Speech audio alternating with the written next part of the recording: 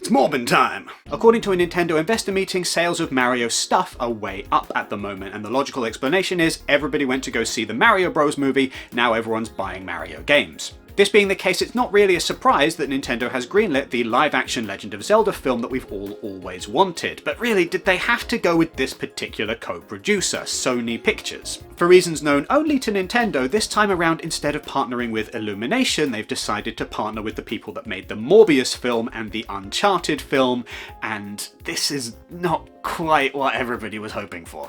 A while ago I got a comment saying, oh, all of your videos are getting too negative at the moment, and yeah, agreed, and I'm sorry about that, but I'm not impressed with Avi Arad's body of work.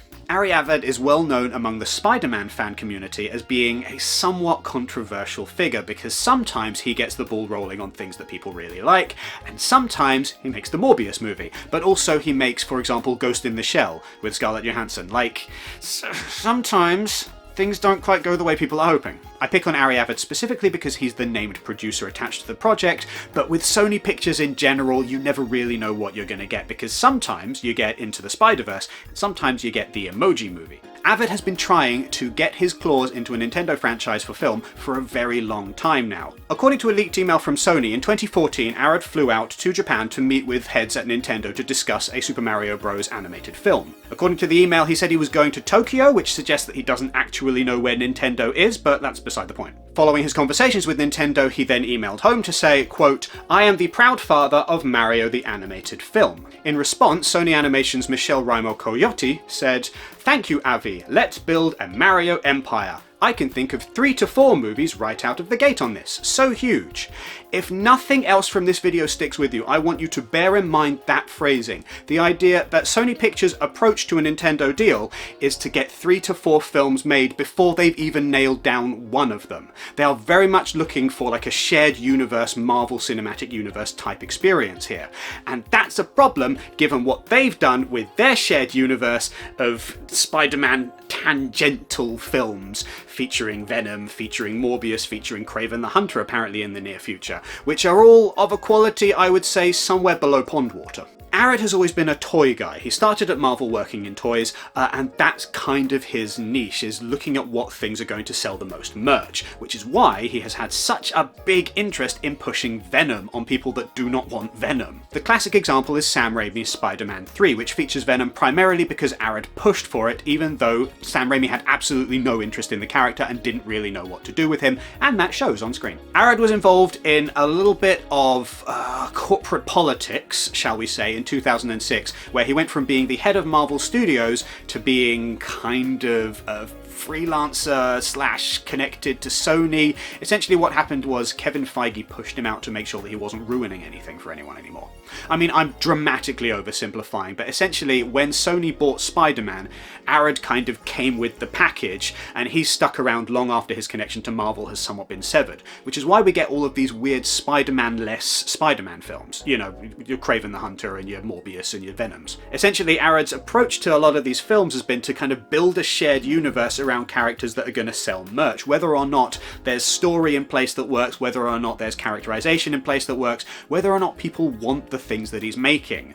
For example, the Uncharted film. I'm going to get so many messages from really angry Uncharted movie fans, aren't I? I'm sorry, guys. I'm sorry.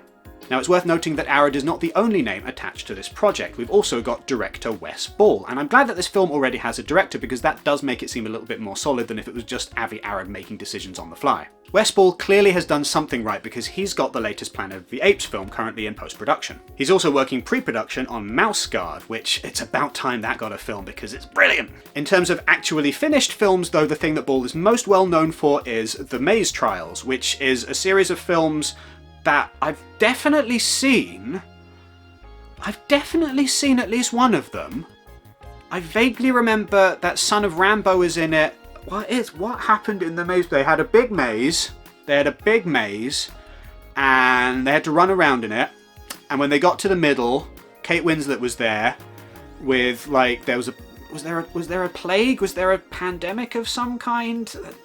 This is not a commentary on Wes Ball's ability as a director. I think that at the point that the film came out, there have been so many of these young adult films, adaptations from books, that just the collective consciousness was just a little bit overrun. We'd had too many of them, and it's hard to tell one from the other once you get to a certain point.